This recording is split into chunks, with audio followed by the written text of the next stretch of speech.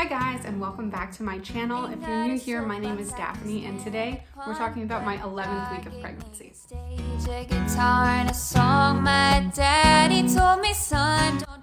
So we have made it back home. We were on vacation in the Caribbean. It was awesome, but it is also so great to be back home.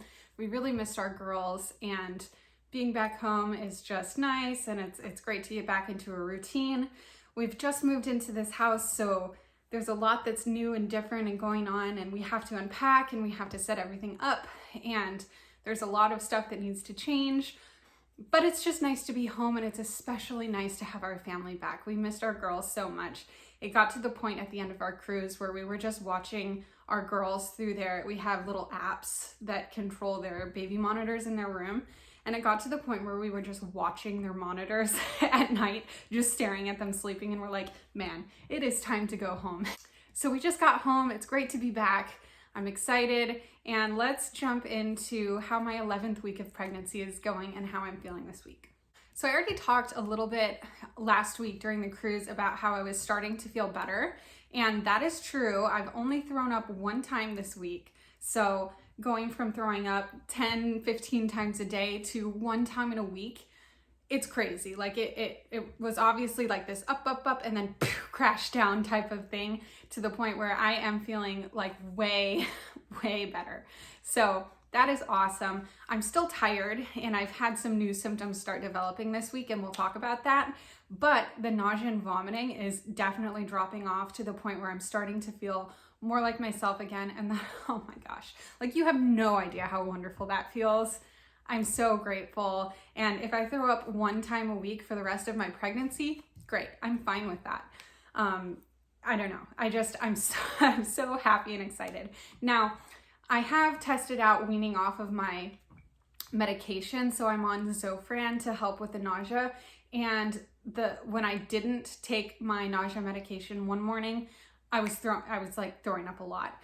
So I'm not ready to be off the meds, but when I'm on the meds, everything is smooth sailing, and that's excellent. So that is such good news. If you are in your 11th pregnancy, if you are in your 11th week of pregnancy and you are watching this and you have nausea and vomiting, I hope that you are feeling a little bit better, or I hope that you watch this and you have some hope that like it's about to come to an end and you should be feeling better soon. Now, I know that some women have nausea and vomiting throughout their pregnancy, and I just can't even imagine what that must be like. That must be so mentally and physically draining. But I know for me, in my past 2 pregnancies, it has ended right around the 12-week mark. And from there until at least halfway through the 3rd trimester, I'm feeling pretty good. So we've almost made it, and I am so happy about that. Now, the trade-off is that I've started experiencing some new symptoms, and that's okay. It is a trade-off that I am so willing to make. This week, I have started experiencing a lot of tenderness in my chest, to the point where when I'm showering facing the water, it's too uncomfortable and I have to turn. So it's pretty bad, but whatever. I will take that a million times over vomiting all the time. So things are just starting to develop. I've also noticed that things are getting a little bit larger, which is fine. I know that's going to happen, and especially once baby's here and my milk comes in, that's fine. So that's happening. I guess my body is starting to prepare pretty early for nursing, and that's cool. I think I'll do a whole video like later on towards the end of my pregnancy about my issues that I had with nursing my 2 girls and what I'm gonna try to do this time to change it. And hopefully, I'm praying that it goes better this time, but if it doesn't, that's okay too. I'm a firm believer in the fact that moms do what is best for their children and what is best for them and their families, and whatever you choose to do, however you choose to feed your baby, that's excellent, and that's what's best for you. So yeah, again, really hoping that I can nurse this baby, but if I can't, a promise that I'm making to myself is that I'm not going to feel guilt about that. I am just going to accept that and move on. So you're a witness to this promise that I am not going to shame myself. I am not going to guilt myself. And I'll talk in a different video about the feelings that I went through, and, you know, depression that I had, and anxiety, and horrible, like feeling horrible about myself when I had to give up trying to breastfeed my girls. It was just a horrible emotional experience. And I don't think that women should go through that. I really don't. So rant over. I'll talk more about that later, but that's where I'm at with that. Another symptom that I'm having that is just starting, and I know it's going to get so much worse, is that I'm starting to have something that, well, it's pelvic pain is what it is, but what I have is something called SPD, and it's like symphysis pubis dysfunction or something like that. So your pelvis is connected in the front through some cartilage right here, and some women in pregnancy, like myself, the two parts of the pelvis split, and then it like shifts, the bones shift around. And I've had a lot of pain in my previous pregnancies, usually towards the 3rd trimester. I've had a lot of pelvic pain with walking and with moving and getting out of bed. Anytime basically you have to open your legs for any reason, it's painful. So, I mean, a lot of women think that it's akin to like walking around with a broken pelvis, because really the bones are not supposed to move the way they do when you have SPD. So I'm just starting to notice every once in a while, I'm like, ooh, ow, like that hurts. And the thing is, the baby this week is about the size of either a lime or a clementine. So small still, but not that small. Like baby is starting to get bigger. And so that pressure is starting to cause my pelvis to get a little bit loose. And then I know eventually, I don't know if in between pregnancies, if your pelvis, if it goes back together. It must, because I don't experience, like as soon as the baby is out for even a few days, like I feel like my pelvis goes right back into place. But I don't know, I'm starting to experience it here right at the end of my 1st trimester. So I know it's gonna get worse because baby gets a lot bigger and there's a lot more pressure on your pelvis. So I'm expecting that to be kind of one of the harder things for me moving forward with this pregnancy. So I'm just praying that it stays not too intense until the end of the pregnancy. And then I just know that it's gonna be bad, and that's okay. That's just a thing that I'll deal with. And again, there is nothing worse than the nausea. Like even for me, like I came out of my first birth, which was traumatic in and of itself. And I was like, I would give birth like 100 times before I would go through the nausea of the 1st trimester. Like, I don't know. I feel I'm so happy it's over. I've already harped on that. Yeah, anyway, so SPD. Oh, and you might be wondering how I know that I have SPD. So my last pregnancy, we had an idea that I had it just because that the pain that you feel can only really be that. It's very, very intense pain. But anyway, I had a postpartum hemorrhage, and I talked about that in one of my previous videos. But I had a postpartum hemorrhage. I lost a whole lot of blood, and I had to go to the OR and have a procedure called a D&C to stop the bleeding. And then they inserted this thing called a Bacri balloon, which is really gross, but it's basically a balloon that they blow up into your uterus, and it presses on the sides of your uterus to kind of put pressure and stop the bleeding. And then they like pack your uterus with stuff. It was really gross. All right, this is probably TMI, but you're watching a pregnancy update, so that's what it is. So anyway, they inserted the Bacri balloon and all this packing, and then they removed it. And that was like a day or two later, they removed all this packing from my uterus. And that was a whole experience. It was like a young guy who came in he's like, I'm gonna remove your Bacri balloon and all this vaginal packing. And I'm like, okay, dude, go for it. And he's like pulling all of this stuff out of, it was a lot. Anyway, and then after they did that, they took an x-ray of my pelvis just to make sure they had gotten everything, because obviously you don't want stuff sitting in the pelvis, right? So they did an x-ray to check and make sure all of the packing and stuff was out.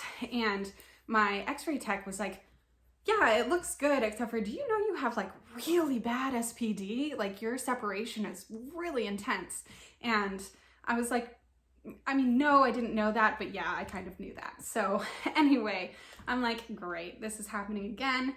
And my midwife, when I had my IUD taken out, she was like, just so you know, you can expect that your pelvis is probably going to be a little worse in a third pregnancy, because each pregnancy things get looser and there's more pressure. She's like, get a support garment like immediately. just do that as soon as you can.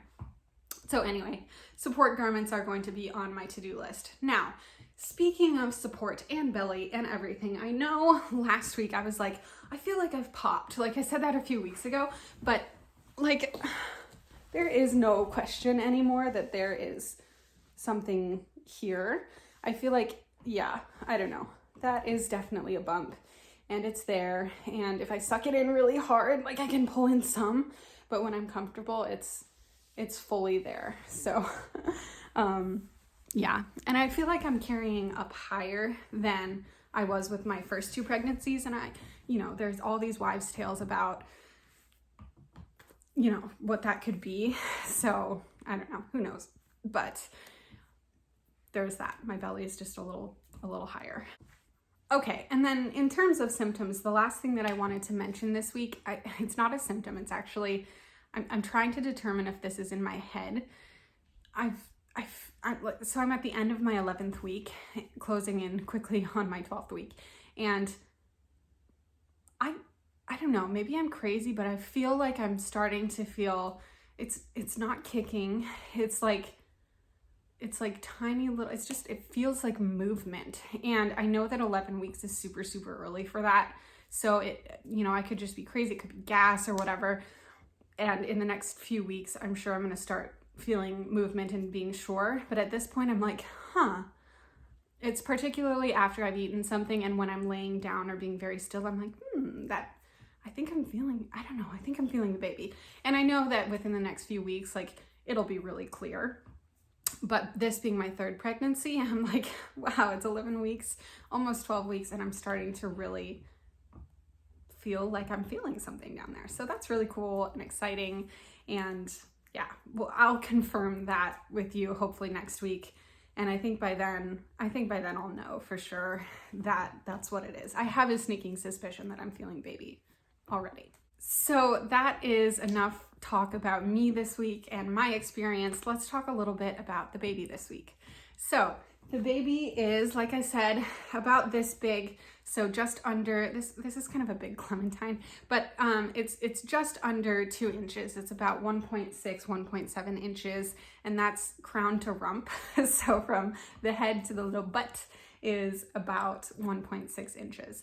And that's pretty cool. Like, this is the first time this week where I'm I have done all of my close-ups on the fruit in the beginning, and it's gonna start getting to the point where I can't do close-ups like with my face in the fruit because it's gonna start getting too big.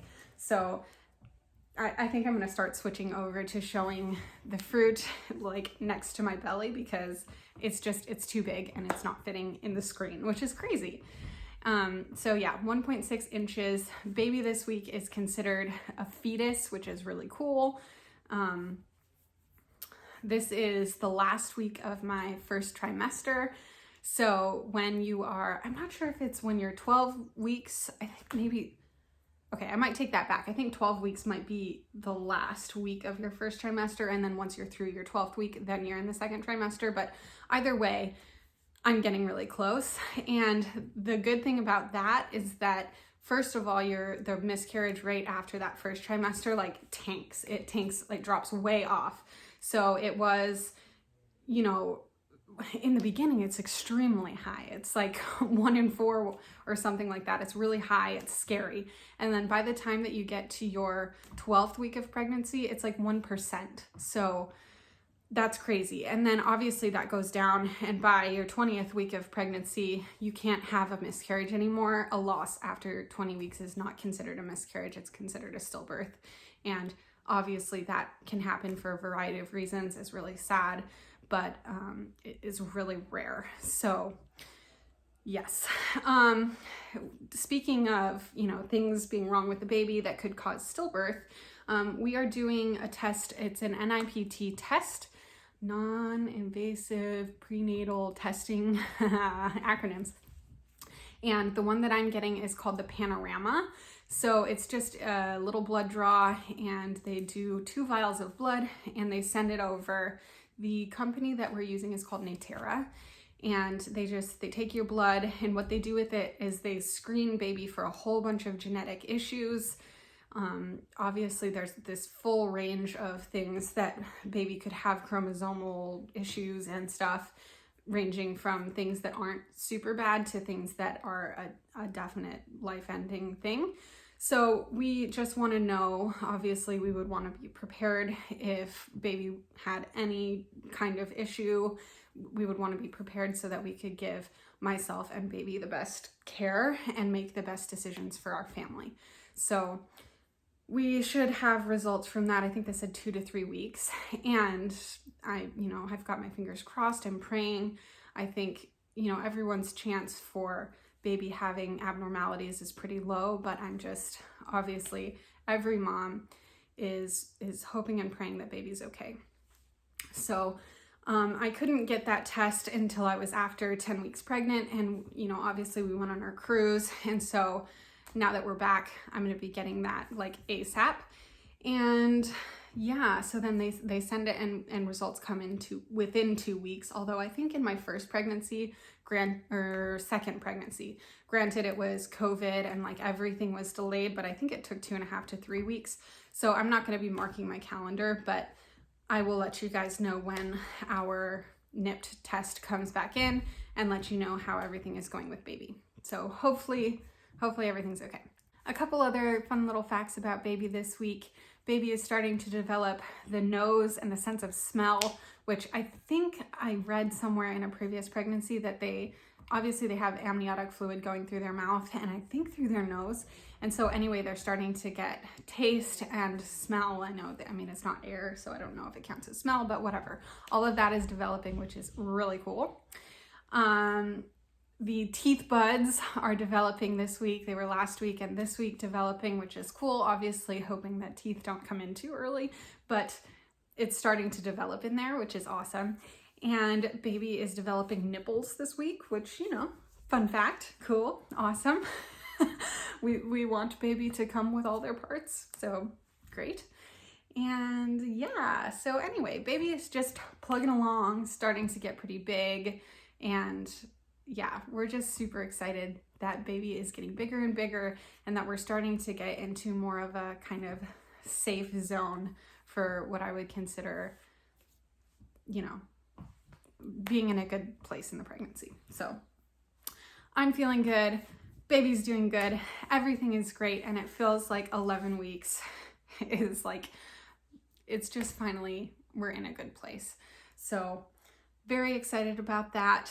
And yeah, anyway, I feel like I've talked for a million years this week, but I'm feeling so great and everything's good. So anyway, if you have watched this far, thank you so much for watching. If you haven't already subscribed to the channel and you've been watching my videos and enjoying, please feel free to do so. Like the video if you've liked it, and leave a comment just saying who you are and where you're at and why you're watching the video. Are you 11 weeks pregnant too?